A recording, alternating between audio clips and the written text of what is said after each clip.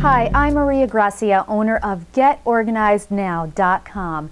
Now that school is back in session, it's very important to have a good system for when your kids get home from school so that they get their homework done, so that any practice they need to do or any activities they need to go to or accomplish, and so that there's enough time for some rest and relaxation, eating a good dinner and getting to bed nice and early. And that's what I'm going to focus today's video on. This is the system that we use in my house to make sure there is no whining and everything gets done when my daughter gets home from school.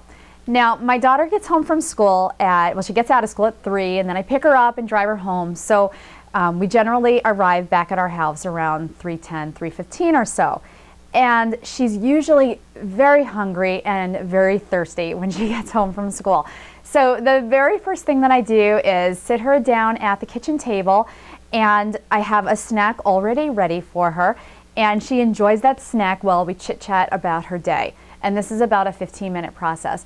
Now, I try to give her healthy, nutritious snacks because I know that she has homework ahead of her, and I don't want to give her any kind of candy or anything that's gonna, or soda or whatnot, anything that's gonna make her sluggish. So I try to give her nice, healthy snacks. Normally that includes a piece of fruit. It might include some celery sticks with some cream cheese, perhaps some applesauce, anything popcorn maybe. Something that your child can eat. It's not going to be too heavy, it's not going to be too sugary, but it's going to be satisfying for them. So it's usually a snack and a nice big glass of water for her, and that kind of gets her into a good mode again. She feels refreshed and nourished when she gets home.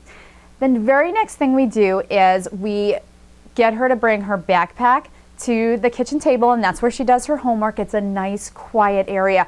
Picking a quiet area is very important. Now, if you have lots of children, you may have each child doing their homework in their bedrooms. I really do like the children, though, having their homework being done in the kitchen or in a central area where you can kind of police it and make sure there's no teasing going on, and they're focused and they're actually doing what they're supposed to be doing. And plus, if they have a question, you are right there to kind of help them out with that. So, okay, so we get each child, doing their homework. And the one very important thing to make sure is we don't want to put the TV on while they're eating snack, or, the computer so they can play video games on, before they do their homework, because they're going to just get so engrossed in that stuff and they're not going to want to do their homework. So snack first, and then you're going to want to jump right into homework. And homework should be a focused effort. If most grade school kids have about 20 minutes, a half an hour of homework, maybe an hour, if they're a little older grade school, just let them do their homework all at once. If they absolutely, desperately need a break in between, that's okay, but don't let them watch TV. Let them go outside for a breath of fresh air, or let them flip through their favorite magazine or something. But keep them away from the electronics. Let them try to do their homework in that session. Now, if you have older kids who are teenagers, they're going to have to kind of manage their time a little bit. They may have to, maybe they have 2 hours worth of homework. That's kind of long marathon sessions. So they may want to do, an hour right after school, take a break, maybe to go outside for a walk or get some exercise, and then maybe, do another hour, or maybe even do an hour after dinner if they have to. But for grade school kids, I suggest getting the homework done as quickly as possible when school is over. Now, I don't sit down with my daughter and bit by bit do every math problem with her, or bit by bit do every sentence with her that she has to get done for spelling or grammar or whatever. What I have her do is I have her sit at the table. She does what she needs to do. If she has a question and she can't kind of get to the next point, then I will sit down and help her for a few moments. Generally, she does her homework on her own.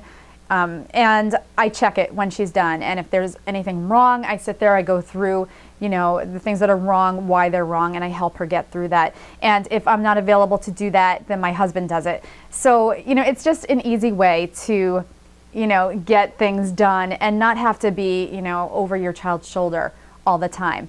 Now, after homework is done, then my daughter has to handle any kind of practice that she needs to do. And what she's involved in is piano. So she has 15 to 20 minutes of piano practice directly after her homework.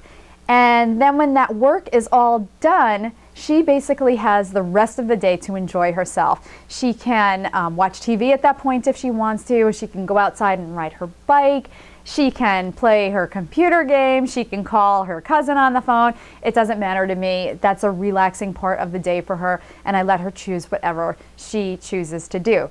And then we generally have dinner, and after dinner we might play a game together or do something as a family, and then it's time to kind of prep and get ready to bed. So that is the system that we use in my house.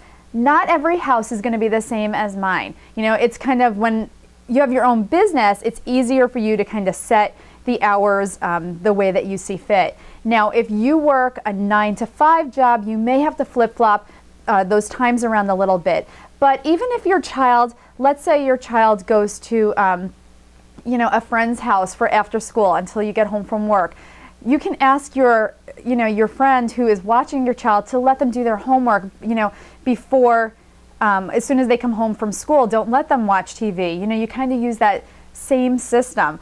If you let your kid get all the play out of their way first and then try to get them to do homework later, it's going to be very difficult. The TV, the play, the relaxation and whatnot, that's kind of a reward for getting all of the work done.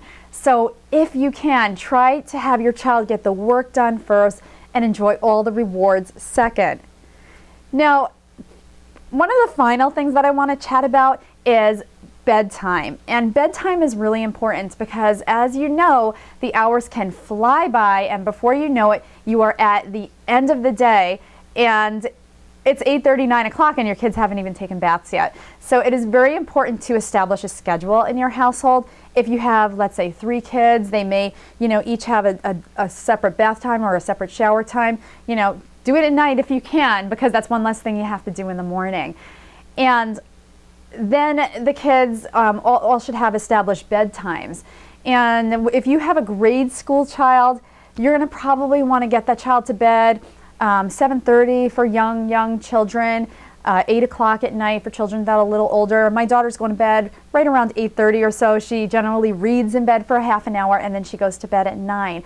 And that gives her plenty of time to get plenty of rest throughout the night because she doesn't really need to get up until about 6:45 the next day. So be cognizant of how much sleep your children are getting. It will affect their attitude in school the next day, and it'll set the tone for their entire school week and school year. I'm Maria Gracia, owner of GetOrganizedNow.com. If you like this video, please click the like link. I would so appreciate it. Share your comments on what you do to make your before school and after school systems work. And I know our other readers would love to hear personal comments from you guys out there. So definitely share your comments if you can. And remember, there is no better time to get organized than to get organized now.